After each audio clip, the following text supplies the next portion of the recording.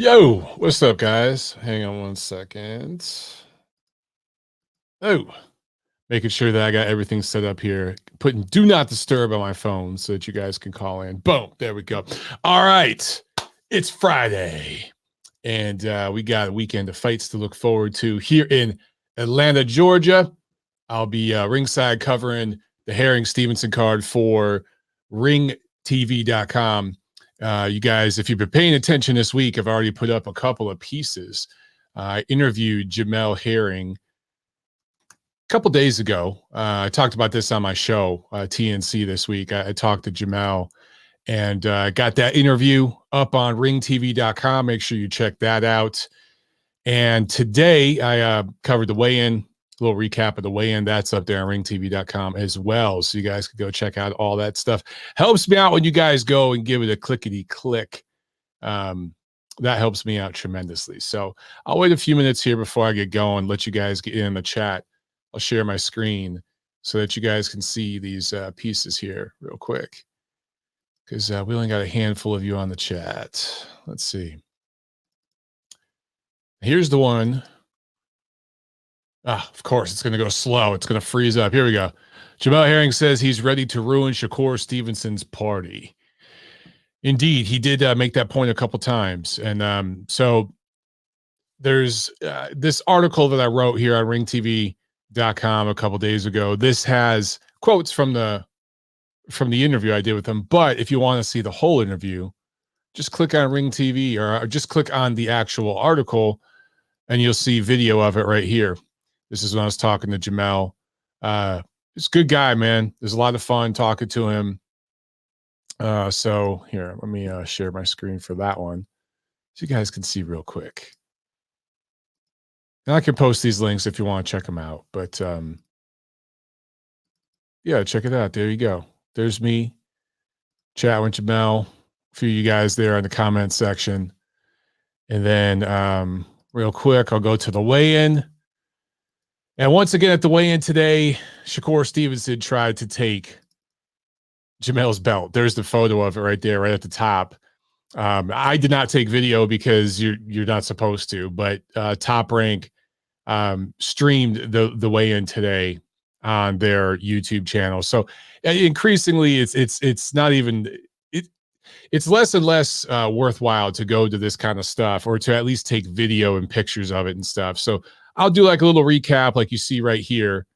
And then we embedded the actual video from Top Rank. So you could go and you could watch their stream and everything that's on their YouTube channel. We embedded that into my article. So that's what I do now. But I got all the weights for all the undercard fighters. So those of you who are friends and family with some of these undercard fighters, and several of them are Atlanta natives, most notably Evan Holyfield, one of Evander Holyfield's kids. He's on there.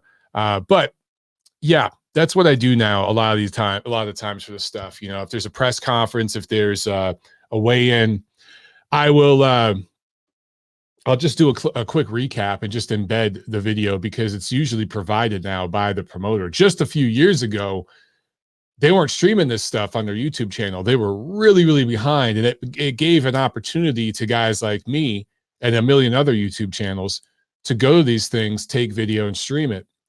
Once the promoters found out, wait a second, there's these guys that are doing this shit with their cell phone or cheap ass cameras, and they're getting thousands of clicks on their YouTube channel. We can do this. The promoters caught on. They always catch on watching what the kids are doing. And now they stream all this stuff. So anyway, phones are open if you guys want to chat real quick. If not, I totally get it. This weekend isn't a huge weekend of fights, but I do think it's an important fight for the 130-pound division. For what it's worth, Jamel Herring, still a huge betting underdog against Shakur Stevenson, which is very interesting. I thought the odds would be a lot closer. I've seen like as far as 10-1. But, Jamel really, really wants to be the Ring Magazine champion. He's told me that multiple times. Right now, he's rated number 1 at 130 by Ring. You remember Oscar Valdez, he was rated highly, but performance-enhancing drugs, right? He popped for a banned substance. Now, he says it was a mistake, yada, yada, yada. We've been through that a million times. But we decided on the Ring ratings panel to take him off our ratings. So right now, he's not on our ratings. So Jamel's number 1. Miguel Burchelt, who got beat by Valdez is number 2. Now, of course, if Valdez comes back, he fights, there's no issues. He'll be back in our ratings, and he'll probably be right back up near the top. But as it stands right now, a number 1 versus number 2 matchup would be Jamel Herring versus Miguel Burchelt. Sounds crazy, but that's what it would be. Chris Colbert is rated number 4. Personally, I would rate him higher. I do, but the panel voted to not rate him as highly. I think his potential is through the charts. And Stevenson's 5. So depending on what happens this weekend, we could get a big shake up in the ratings at 130 pounds. But if Herring were to pull this off, who's to say a fight between him and Miguel Burchelt couldn't happen next? And depending on where Oscar Valdez is ranked, that could be for the ring championship belt. If Valdez can get a fight, do drug testing, pass the drug tests, he gets his rating back, then maybe he's number 2 because he'd be back above Burchelt. Then number 1 versus number 2 would be Herring versus Valdez. Let me ask you guys this. If Stevenson beats Herring, do you rate him number 1 right now at 130 pounds? Do you put him at the top? If so, what happens when Valdez gets back in the ratings? Does he go back? Do you put him at number 1, or do you keep Stevenson at number 1? And do you put Valdez at number 2? And then with Colbert, if he wins his next fight, where do you put him? Then there's also Rakhimov, 15-0 Russian fighter that we currently have at number 3. There's a lot of young guys right now. Xavier Martinez is another American prospect. He's in there. Stevenson, of course, is an American prospect, undefeated. So there's a couple guys, a few guys on the list, mostly Americans, but a couple from other parts of the world as well in the top 10 there at 130. But I do think we're going to get a shakeup depending on how things play out this weekend. Let's see. Just going here to the chat. It looks like most of you guys on this show are going with Herring, or at least, polling for him, which I understand. A good comment here from Tyrone Watson. Michael, will you be discussing the WBA forcing Ugas to fight a 13-0 fighter versus having a unification bout with Spence? Yeah. So, there's a couple different fight news. So we'll start with this one. WBA forcing Ugas to fight Stanionis, right? For what it's worth, I like the fight. I think it's a good fight. I don't quite understand what the WBA is doing. Does Stanionis have one under 5,000 belts? Maybe that's what's going on. Let me look it up. Let me look it up live right here on the show. Because maybe that will explain it. So I don't want to misquote something. Let me pull up their crazy, insane ratings. So, okay, this is what it is. Yordenis Ugas is the WBA super welterweight champion. Jamal James is the regular champion.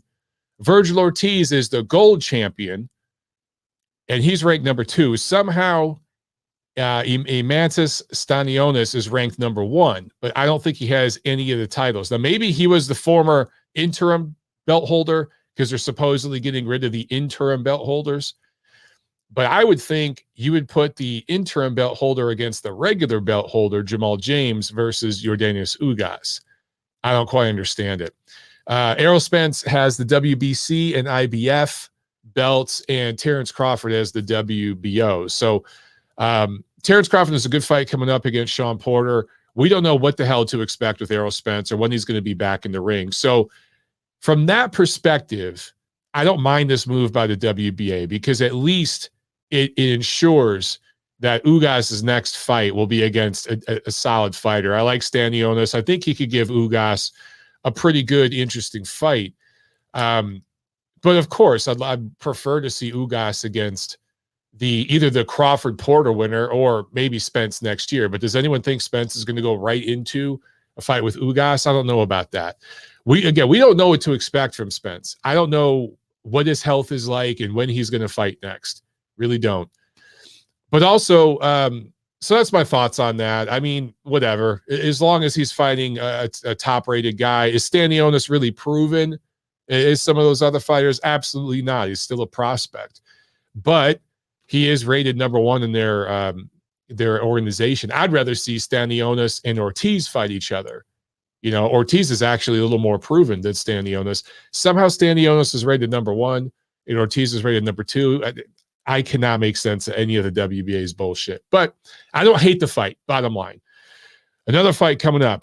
Joseph Diaz Jr. apparently is going to be fighting Devin Haney in early December.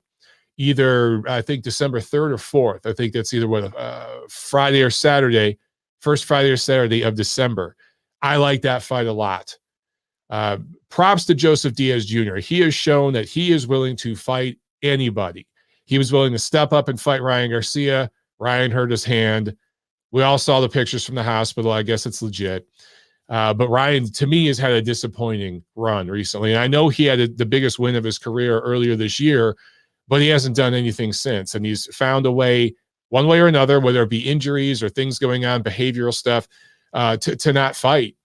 So I'm just, a little disappointed and kind of checked out right now on Ryan Garcia. But for Devin Haney, a guy that's done nothing but talk, he's kind of been the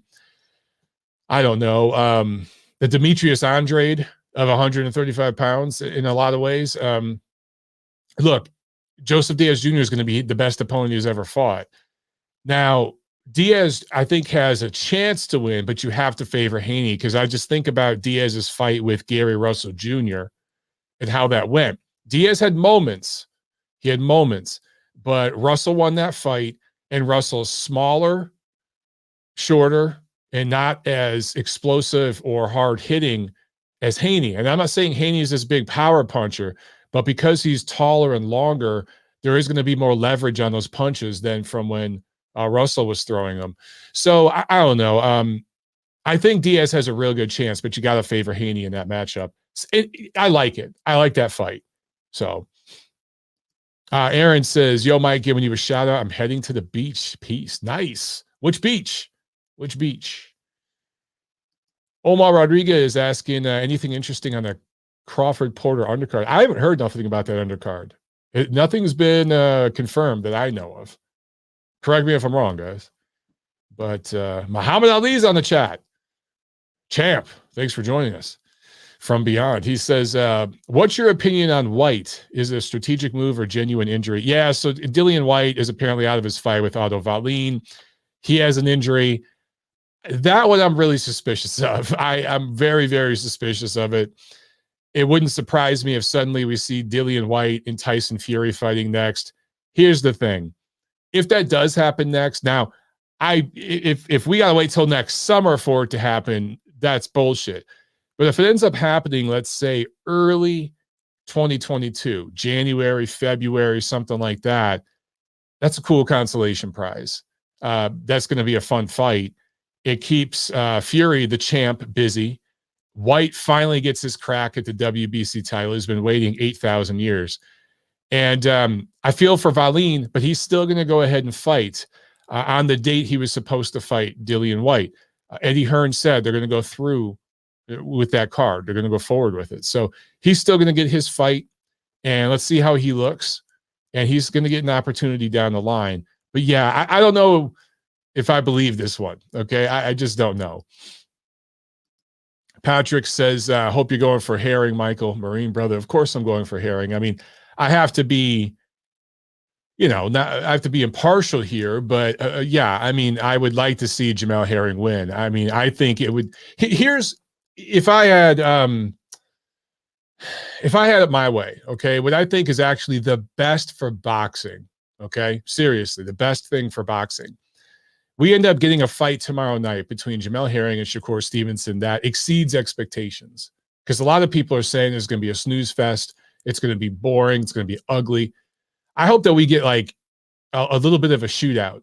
And of course, it's going to be a technical fight. It will be. And Herring has to try to make it ugly. But I think it'd be great if there's some action-packed moments in it and some good back and forth, some ebb and flow.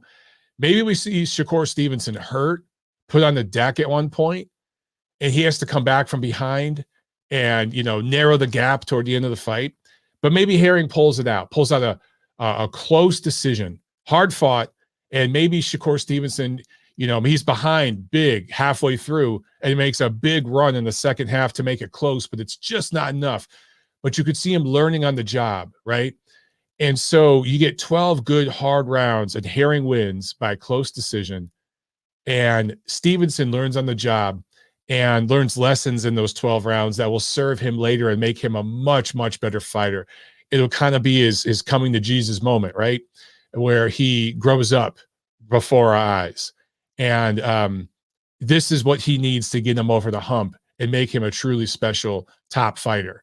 So it's like it serves as a proving ground, and he comes up a bit short. And then Herring, we get like Herring Valdez early next year, or depending on what Valdez does. But if he comes back and he's rated number 2, then you get Herring versus Valdez, which is an easy fight to make.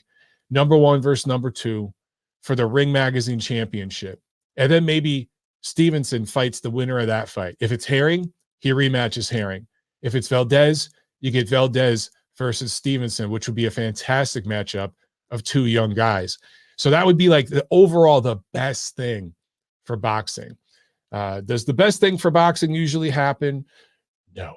So we'll find out. But either way, regardless of what takes place, I just hope that we get a good fight tomorrow, man. Boxing Learner asks, what do you think of Rolly Romero? You know, I don't know much about the guy. He's not a very good fighter. He's a prospect. I know that he got a gift decision in one of the worst decisions of 2020 last year. Who was it that they ripped off? I got to look it up now because I can't remember the name and I don't want to butcher this. But Raleigh, he fought Jackson Marinez. It was last August, Jackson Marinez. Somehow, Frank Lombardi had a 118-110 for Romero. That's absolutely disgusting. And this was for an interim WBA title.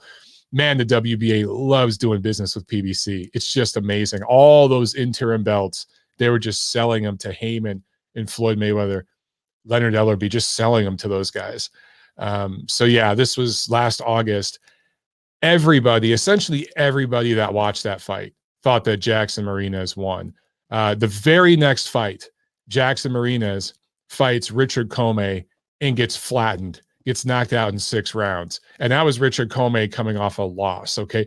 So that tells you where Jackson Marinez is, right? On the totem pole. And I'm not trying to hate on the guy or anything. I'm just saying he's not what you call a top-rated fighter. If you look at his resume before fighting Comey, it's very weak. And that guy beat Rolly Romero. Okay. So I hear a lot of people kind of getting duped into this thing where they're like, well, Rolly can crack. He can really, really punch. He might surprise Gervonta Davis. Gervonta gets hit. This, that, the other thing. Guys, look at the dude's resume. Come on. This is such a mismatch between Romero and Davis. And that's fine. If you go into that pay-per-view and you're like, take my money, I want to watch this WWE stuff, because Romero is going to be funny. He's going to say a lot of crazy, funny things. He wore a fur coat to the press conference this week, and it was like 85 degrees outside. So he's probably sweating his ass off underneath all that. He had swamp ass during the entire presser. He's a character, man. He's going to make it fun. But this is absolutely a mismatch. And the only one who could lose this fight, Gervonta Davis is the only guy who could beat himself. It's not going to be Romero, right? So as long as Davis shows up in shape and focused, he's going to win the damn fight. But if you know that going in and you don't mind and you just are having fun because of the theater being presented to you, then by all means, buy the fight and enjoy it. Just know what it is and what it is not, okay? It's not a competitive fight where Davis is fighting the best. The fight that I mentioned between Diaz and Haney is a much better matchup, a much more meaningful fight that I'm much more interested in. I favor Haney. He's taking the fight because he's taller, longer, and he hits harder, everything else. He has every advantage coming in. But I give Diaz a ton of credit for taking that fight. And it is somewhat of a step up in opposition for Haney. So I'm personally more interested in that. Am I going to enjoy the freak show online between Davis and Romero? Sure. But, I got to say, yesterday there was a presser for Herring Stevenson. And of course, PBC puts on a presser the same day for Davis and Romero. This is a common thing. Really no need to do it on the exact same day, but they decided to kind of feed off of that fight coverage of the fight coming up this weekend and piggyback on it and do that presser. I think it was out in LA. A lot of people on my timeline were watching that other presser, not the one here in Atlanta. They were watching the one out in LA because they thought it'd be funny and it'd have fireworks and it just have all kinds of crazy antics. And it did. I saw some of the photos and some of the videos and stuff, but I got to be honest, I didn't watch it. I'm not particularly interested. At some point, I'll sit back and kind of watch some of it, but it's kind of predictable. I mean, we've seen this thing so many times. It just doesn't really interest me that much. I'm not hating. It's just not my thing. Super chat pledge from Feeling Dangerous. Thank you so much, brother. He says, what's going on, Mike? Who you got in the Rivas versus Conan fight?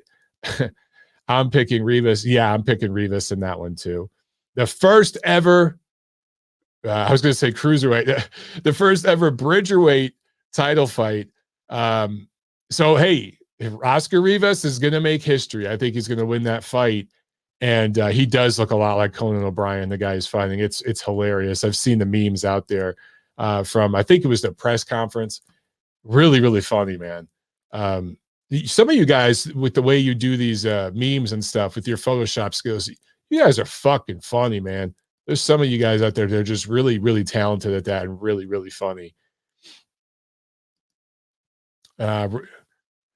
Popa Chubby says Romero's last fight was a joke. Well, all of his fights were a joke. And again, I'm not hating on the guy. It's just he's kind of a creation.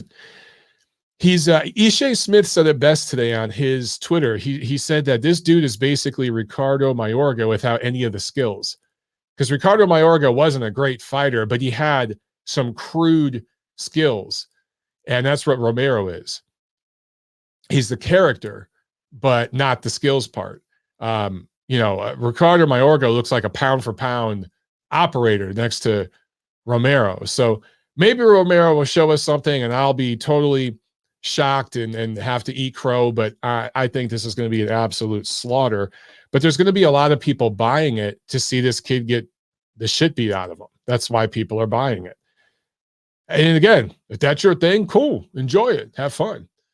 Shadow Combat says, when was the last time Haney fought a southpaw? Interesting. Let's see. Let's look it up. Let's look it up, shall we? I wonder if BoxRec even has this fight. Nah, they don't have it yet. Linares. He last fought Linares. Yeah, Linares, who announced that he's leaving Golden Boy Promotions. I don't think that's really a loss for Golden Boy at this point in his career. Then before that, it was Gamboa. These guys are all orthodox. Abdullayev, Zaur Abdullayev. Was he a southpaw? No, he's orthodox too. Juan Carlos Burgos, maybe? No. Well, damn. He has not fought a southpaw in a while. But I do think that the height difference, it's going to play a factor, man. 5'8", 71-inch reach. Let's see, Joseph Diaz Jr. Let's look up his stats. They list him at 5'6", but he's more like 5'4", 5'5". He's a really tiny guy. Really, really tiny guy. He is a southpaw, but 64-inch reach compared to 71-inch reach. I just think, look, man, he had trouble at times with Gary Russell. And again, he had moments in that fight. He won a few rounds. But I kind of see this like the Gary Russell fight. The only thing I will say, the only distinction, of course, is Gary Russell is a southpaw. So yeah, I mean it's definitely interesting. I'm interested in that fight. I think it's going to be a good one. He says, Papa Chubby says, Mike, you'll enjoy all the Twitter buzz after Tank Raleigh. Yeah, it'll be fun watching it, and seeing all the memes and stuff. Shadow Combat says, phony press conference as always. Yeah, it's just, but again, man, some people eat that shit up. And everyone knows these guys are acting. They're playing a role. Even today, Tyson Fury, I guess today is Deontay Wilder's birthday, and Tyson Fury put out a little video on social media, like a little 60-second video or whatever, just saying, hey, man, happy birthday from Tyson Fury. Bless you. Just that kind of stuff. The animosity, that was 100% made up for Tyson Fury. Maybe not for Deontay Wilder. I mean, there's a lot of anger and hatred in that guy, but But from Tyson, like, it was all just an act. It was all just theater for the show. And that's pretty apparent by the way he's conducted himself afterwards. Trent Namperea with the super chat. Thank you, Trent. Good to see you, man. He says, yo, I got your boy Shishkin over Mbili, even though Mbili got the power. When is Ergashev's next fight? Madrimov, Zach Parker is one to watch. Number one prospect at 168. Good stuff, man. My man Trent's always keeping up with the prospects. Yeah, I like Shishkin over Mbili. I don't know about Ergashev or Madrimov. I've heard a couple names mentioned for Madrimov, but none of that's come to fruition. So I really don't know, which sucks because I like to see him. When is the last time Madrimov fought? You guys got me Googling a lot today here. I'm looking up a lot of records. Yeah, he did fight this year. So he fought back in April. Madrimov did. But and then, a lot of people have slowed the hype train on Madrimov because his last two fights have gone the distance. He fought Eric Walker last August, and he that went 12, and he dropped Walker in the 12, and then he just fought Manny Colombo. I remember that one. That was, what undercard was that on? I think that was that event that Matchroom put on in Uzbekistan. That was a 10-round fight, and he dropped him in the 8th round. Yeah, that's the one. So that was Akhmadiyeva versus Iwasa, I think, in the main event. And that was that Matchroom card, I want to say, that they put on over there in Uzbekistan, which is really smart business. Matchroom really getting international with their cards. But I think those rounds were great for Madrimov. I really, really do. People fall in love with the power, and they expect that in every single fight, every single fight. But as these guys step up, that power is going to wane a little bit, which is good. These guys need rounds, man. Lobster 11 says, "What's up, fam? What's up, Michael Montero? What's up, Lobster? How you doing?" And Kufujitsu on the chat says, "Another show for the casual fans by Tank and Co." Yep. And for the millionth time, I'm going to say this. I am not hating on the business model over there at Team Tank Davis, even though they think I am, and they think I'm this terrible guy, and they banned Ring Magazine from covering their events, even though I did a feature story in the magazine on Gervonta Davis a while ago, and I've done a ton of work promoting his shows. The truth is, I get what they're doing, but I'm also going to tell the truth about it. You can't have it both ways. You can't fight B-level and C-level opposition and do it on pay-per-view and only talk about pay-per-view sales, which aren't very good right now for Tank, but will get better. They will grow steadily. And talk about ticket sales every time. And I've had public discussions on Twitter with members of Tank's team and TMT and all those guys. And every time I bring up the accomplishments of guys like Teofimo Lopez and even someone like Devin Haney, who's probably going to beat Joseph Diaz Jr. coming up, and every time I bring that up, all they do is come back. They ignore all that. Or if I talk about Josh Taylor, even him, they ignore all the accomplishments, all the titles, all the belts, and they come back with who's selling more tickets. It's always who's selling more tickets. That's all they talk about. Who's selling more pay-per-views? Well, those other guys haven't fought on pay-per-view, so you can't really make that comparison. But it's always about those things. And they're building up a niche fan base there that only cares about those things. It's an ignorant fan base. Now, I'm not saying all Tank Davis fans are uneducated, casual type fans, or as I call them, civilians. Not all. There are some fans that are just boxing fans who love watching Gervonta Davis fight. I like watching Gervonta Davis fight. He's an exciting fighter. But the fan base that they're trying to build over there was a lot like Floyd's fan base and some other fighter fan bases that's mostly uneducated, unnuanced, and they don't know what the hell they're talking about when it comes to boxing. Remember when Jalen Rose over at ESPN said, I think he said he wanted Lomachenko to fight Canelo Alvarez. It was something like that. That's the kind of fans they're building over there on Team Tank. And that's fine. Cool. Go for that. Make that money. There's gullible people out there that will see Raleigh Romero say something crazy wearing a fur coat and think, oh man, that dude's crazy. I got to buy this fight. Anything could happen, right? It's like when Oscar De La Hoya fought Ricardo Mayorga. Who were they marketing to with that fight? Everybody who knew boxing knew Oscar was going to win that fight big, right? But they knew Ricardo Mayorga would say some crazy shit and pull out a machete and smoke a cigarette in the gym, and right, all the chicks that like Oscar, big, oh my God, I gotta buy that fight. That's what they're doing here. Cool. Don't bitch when he's not in our pound for pound list. Don't bitch when we don't even know what division to rate him in, because he bounces around in divisions all the time and we don't even know where to rate the guy. But whatever division we do rate him in, he's not going to be at the top because he's not fighting top opposition. So don't be mad. Don't hate. Don't call us haters. Don't call us biased or anything like that. Do your thing. Make your money. Build your little niche audience. Don't get mad at us when we don't rate your fighter highly, because he's not fighting the type of opposition that warrants a high rating. It's just that simple, folks. That's really all it is. Nothing more, nothing less. Poppy Chubby with the super chat. Thank you very much. He says, hey, Mike, what do you think about Inoue versus Zhu? Are you talking about Kostya Zhu?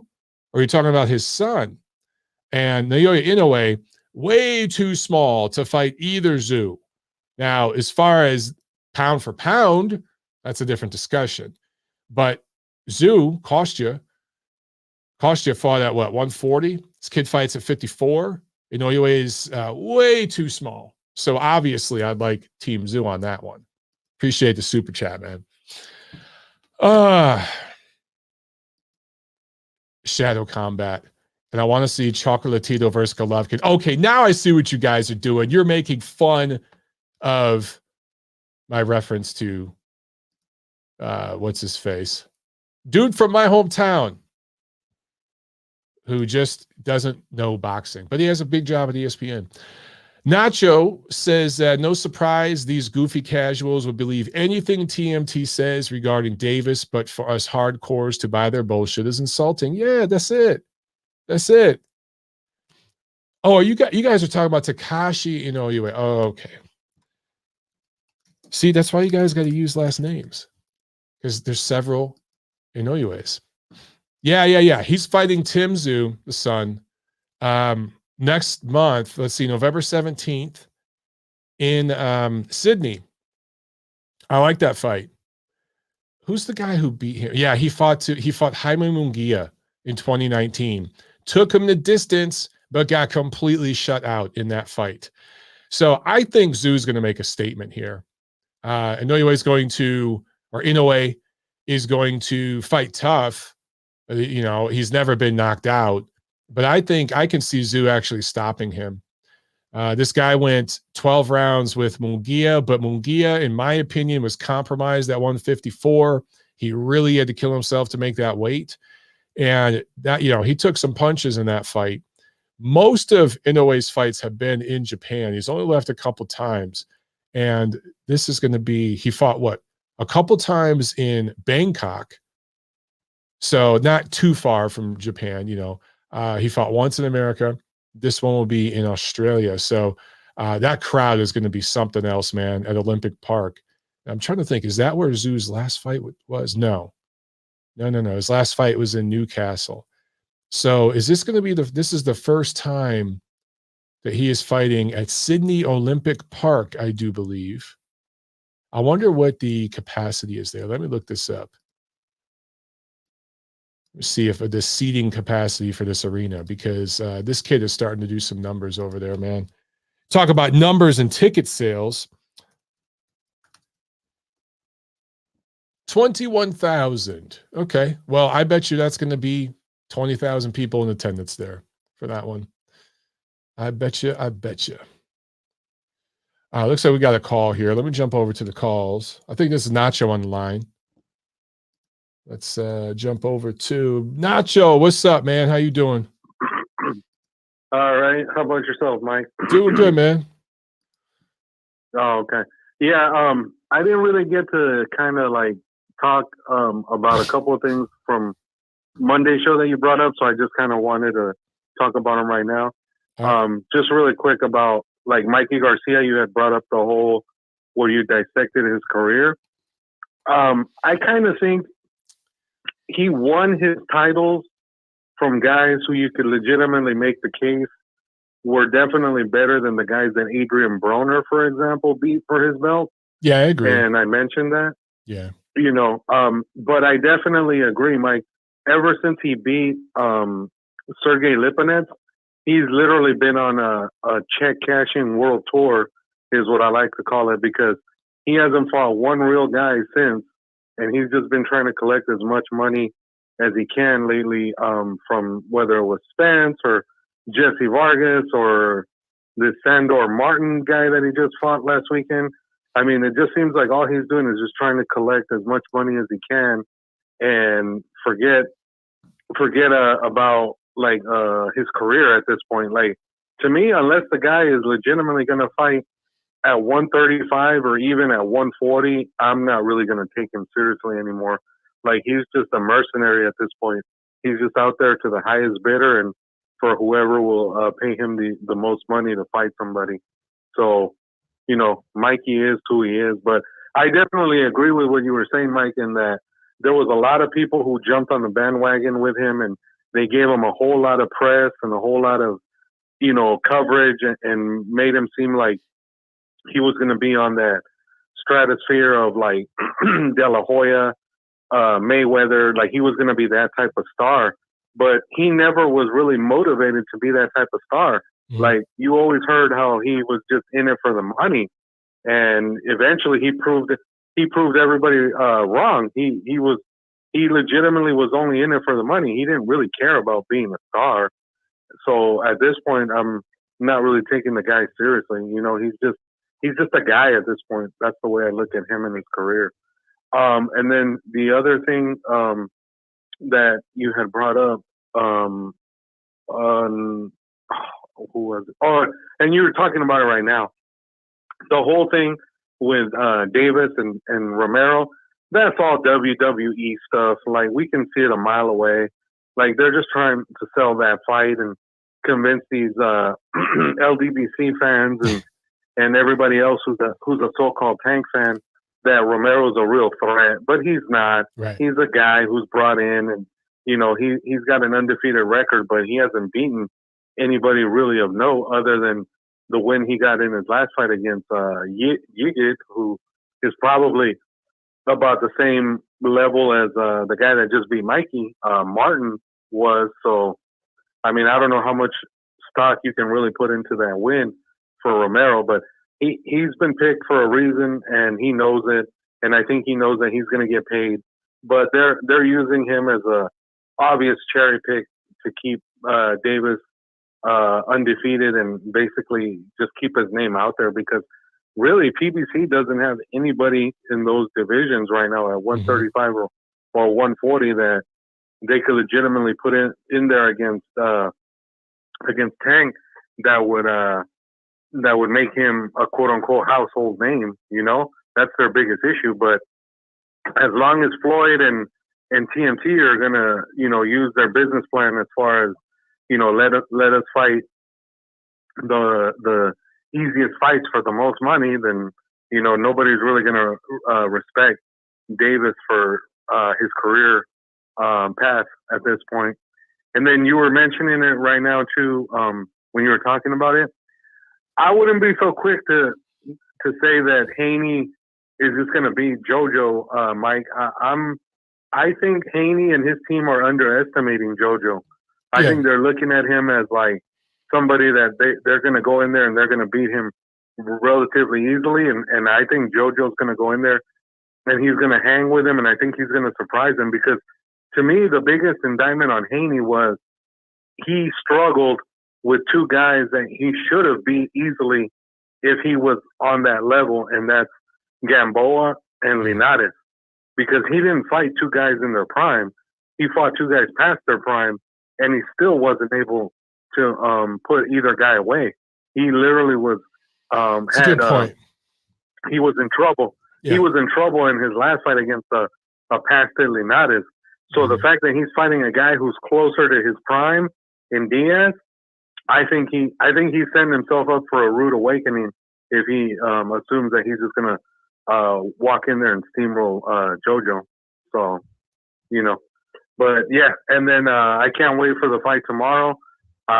Stevenson's over here trying his antics on Herring. Herring's not biting any of that stuff, so I can't wait to see how Herring comes out tomorrow and goes after this kid, and then we'll see what Stevenson is really made of. Because I think Right.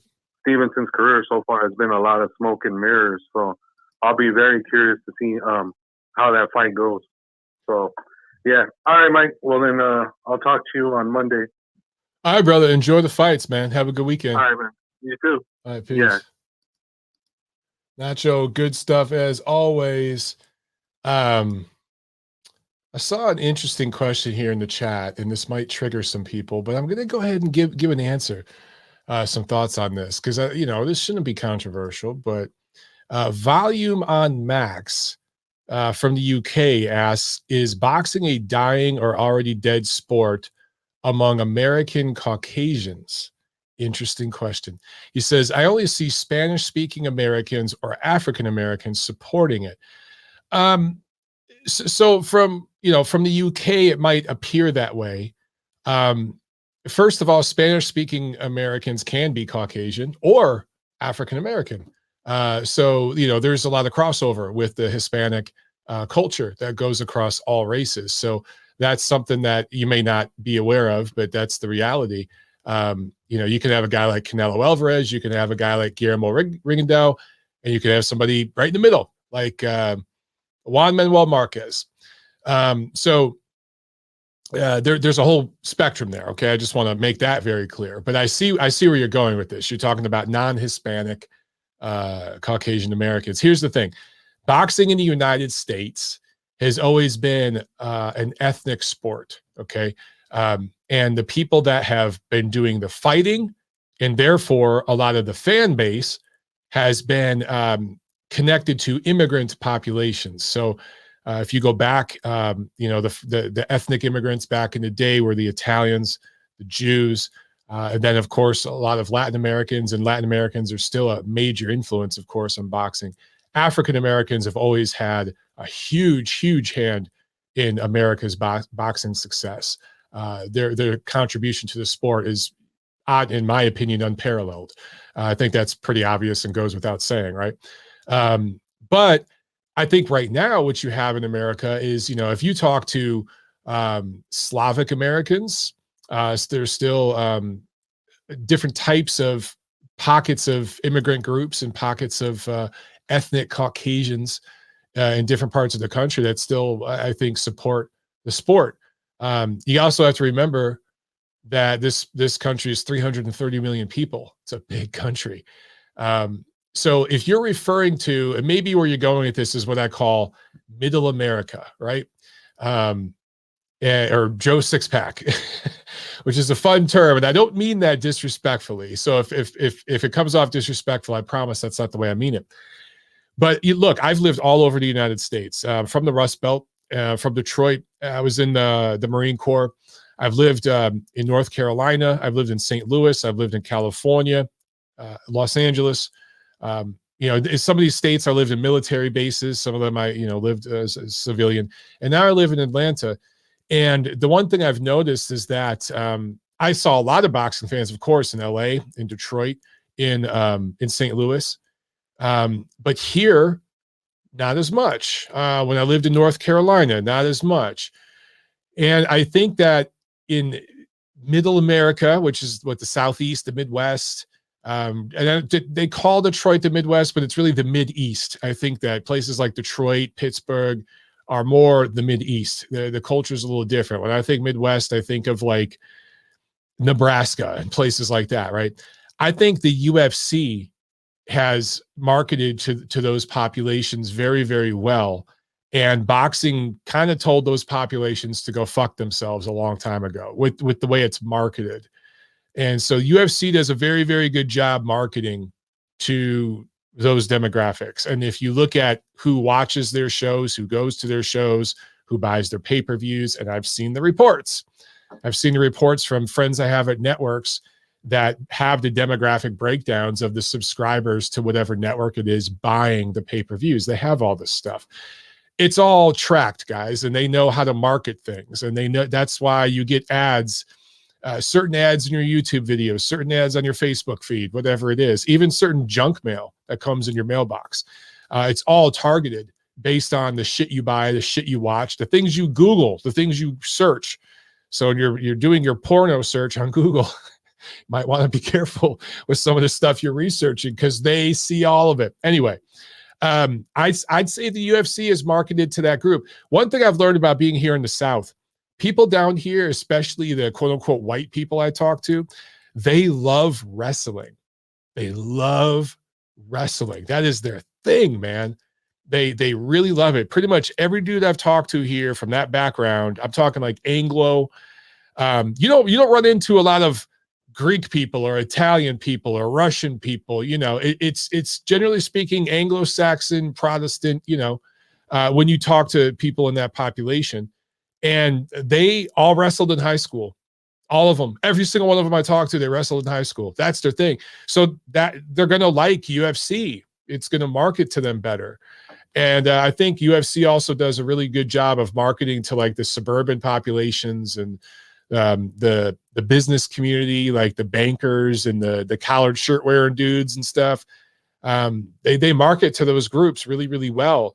The people that watch boxing, at least from my perspective, it's going to be more of your blue collar working guys, construction guys, stuff like that, guys that work with their hands. It doesn't mean those guys don't like UFC as well, but from what I've noticed in all the different markets I've lived in, those are just the different demographics involved with the sport. So hopefully that gives you a little bit of, insight into it. But you also have to remember, the UK, England specifically, compared to the United States is really small. And your population is a lot more homogeneous, right?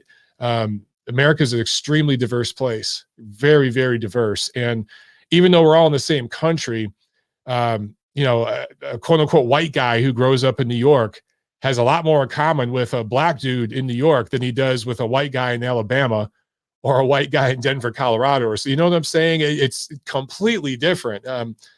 Europe, America's like the size of Europe, So it's not all this homogenous population that sees things the same way. So I would say boxing is bigger on the coasts, particularly the Northeast, the Southwest, and the southern border of the country than it is in the middle of the country, where sports like college football, UFC, NASCAR, that kind of stuff is like huge in the rest of the country. You know what I'm saying? I don't know about NASCAR anymore.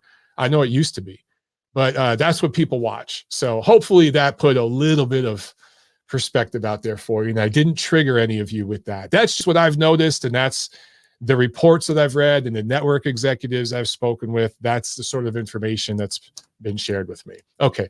Whew. I got out of that without triggering anybody. Because today you can't even mention some of this stuff without getting people really, really anxious. Kauster says, there's less and less good white UFC fighters. I think the fan base is slowly going to die like boxing. I don't know, man. I don't watch UFC, but all their big stars that I can ever think of were white people. And Chuck Liddell, maybe I'm going too far back, but Forrest Griffin, who's the chick, Ronda Rousey, Conor McGregor. Now I know there's been some other guys too, but in that sport, it just seems that's who they're always promoting. Now, I'm not going to sit here and say Dana White's doing that on purpose or not. I'm going to leave that up to interpretation for you guys, but it sure seems like it sometimes. I'll just say that. Kauster says Connor is Irish. Yes, Irish people are the whitest people on earth. So, yeah. Shadow Combat says Anderson Silva. Yes, based on the little bit of UFC I've ever seen, Anderson Silva is the best fighter in MMA history, pound for pound, based on what I've seen. Okay. I think he'd handle just about all of them.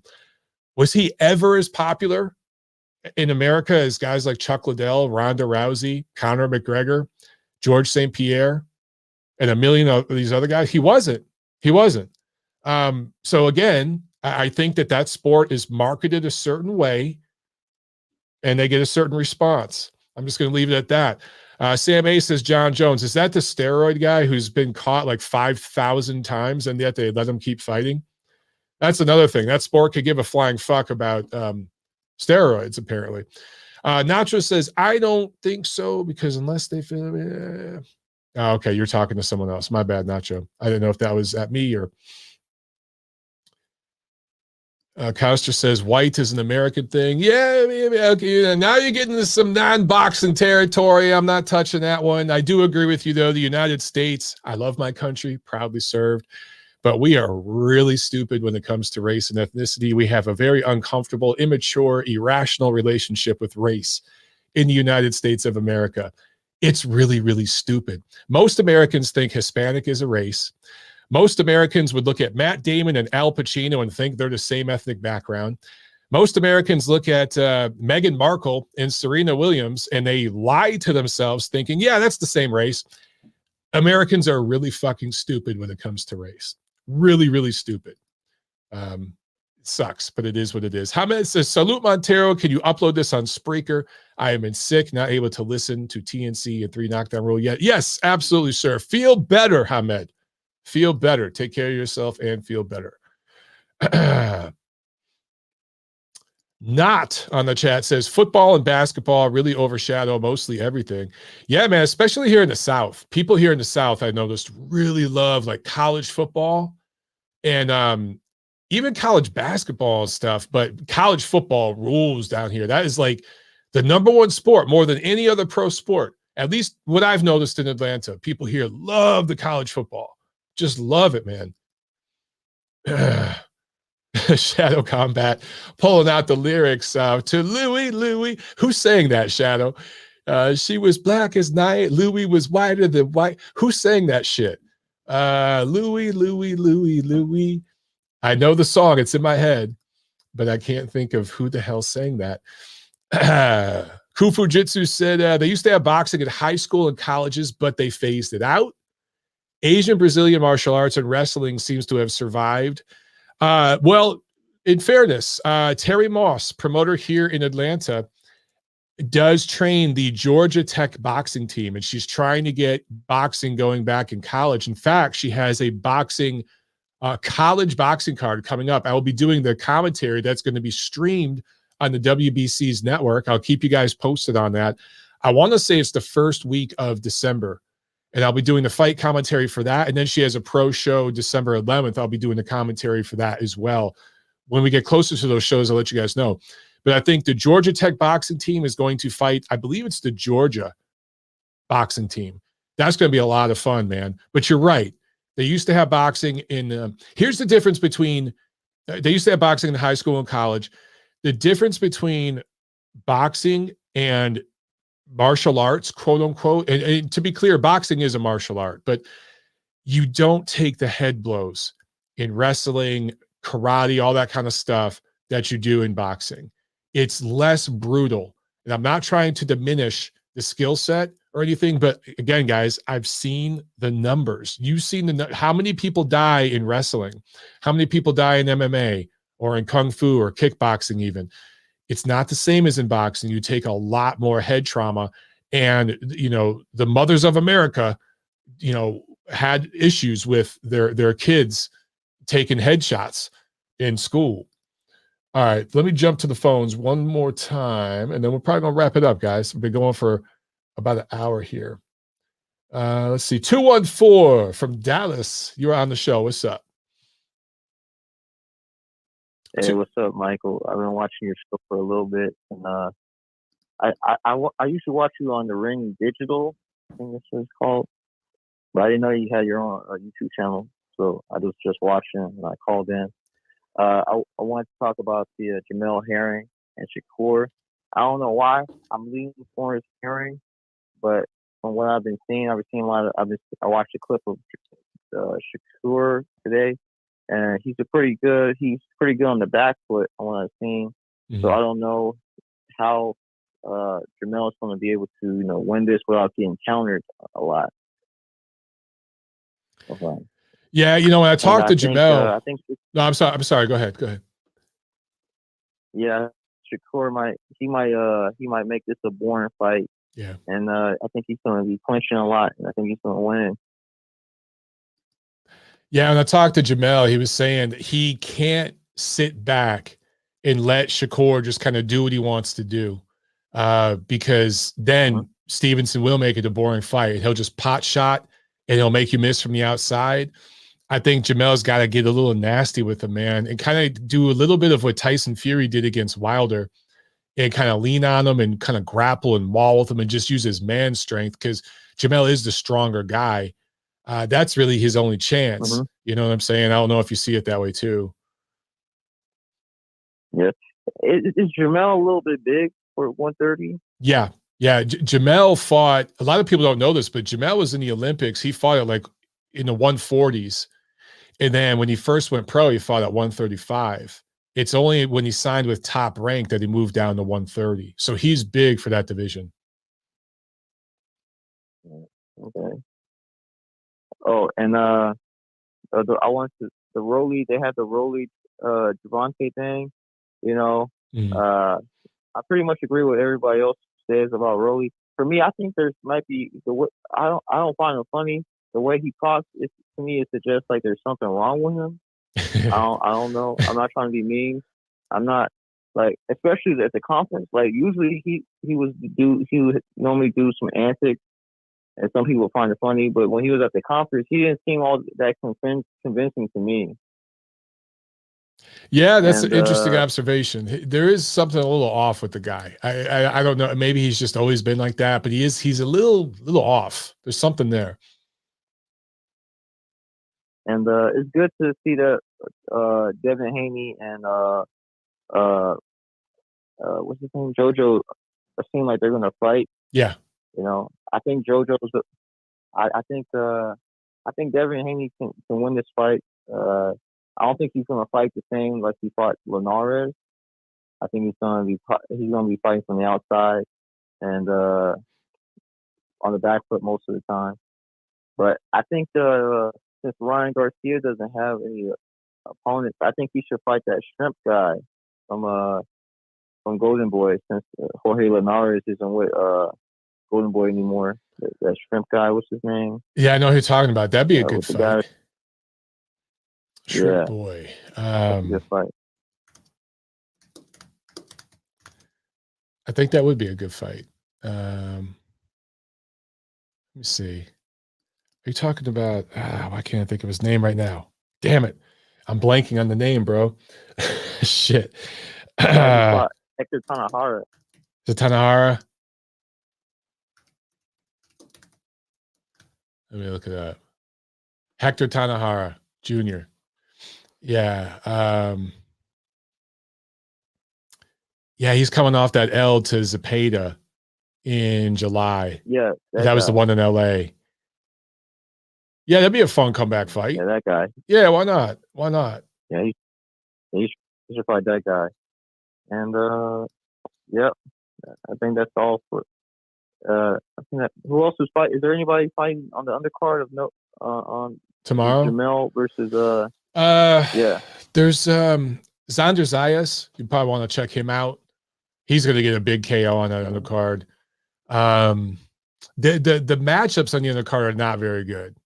It's not a very good undercard, but there's some interesting prospects. But yeah, it's just going to be KO after KO, man. It's just setup after setup. So it is what it is. Oh, okay. Well, that's my call. All right, brother. Appreciate it, man. All right. See you.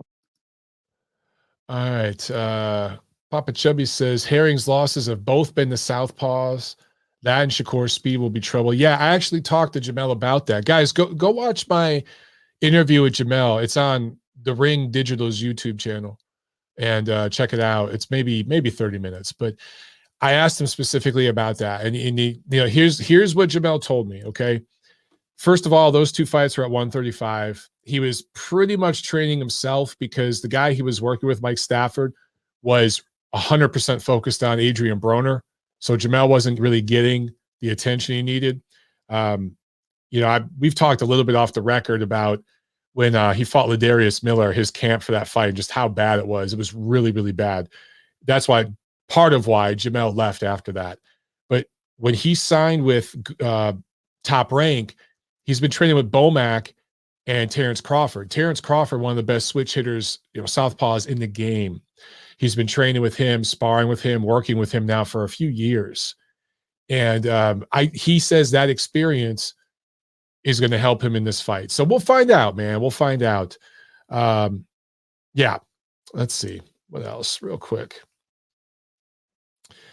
Yeah, Nico Ali is on the card. Yes, he is. He's in a setup fight too.